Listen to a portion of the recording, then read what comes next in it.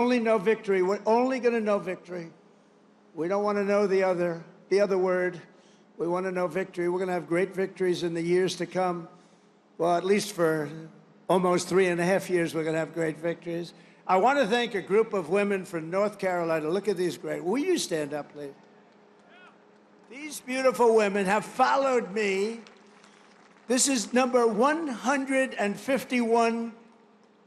You could call a rally. This is sort of a rally. Let's face it, this is a rally. This is a speech of love. We all love our country. But that group is from North Carolina. They're up to about 151 visits. They have a whole group of them. I never see their husbands. I don't know what's going on with their husbands.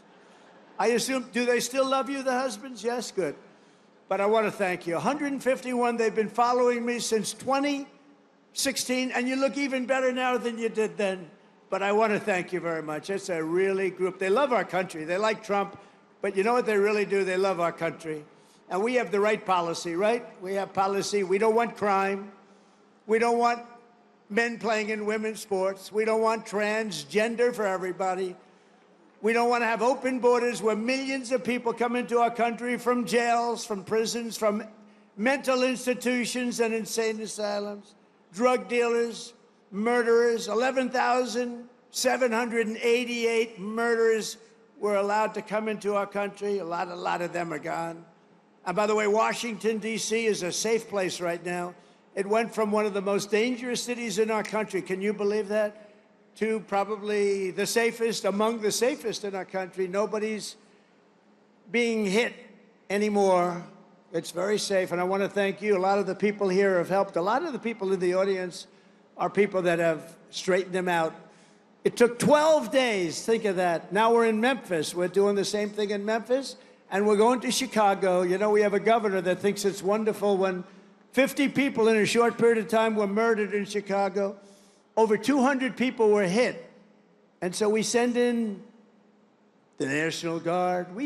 You know what? We send in what's ever necessary. People don't care. They don't want crime in their cities. And we're doing it, and we're doing it well. We're doing it like nobody's ever done it before.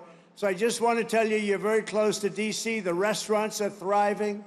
The restaurants were dying. They were closing one after another. Now they're thriving. They're opening up beautiful new restaurants. Washington, D.C. is safe. And I even went there and had dinner the other night. And I stood right smack in the middle of the street. Secret Service was thrilled. And I gave a news conference.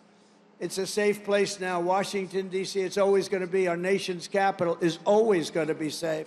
We're never going to let that happen again, what happened there. One of the most beautiful places. We're doing a big beautification program. It'll take me very little, very short. But we're doing a beautification program to go along with the security and safety. We're getting rid of the graffiti, the potholes, the broken medians between roads. We're doing a real job, and you'd be proud of it. I think everybody here is proud of it, frankly. That's our nation's capital, and that has to be clean, beautiful, and safe.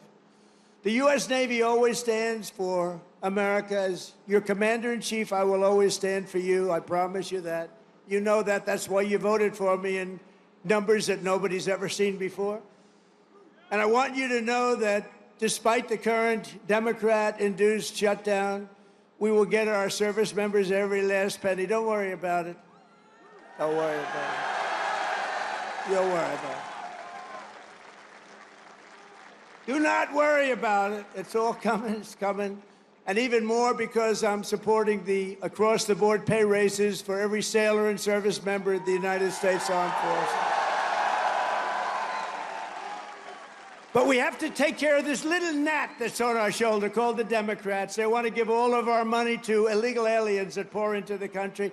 And, you know, I have a bigger heart than they do. But the problem is when you do that, they come in by the millions. Everybody wants that, so you can't do it.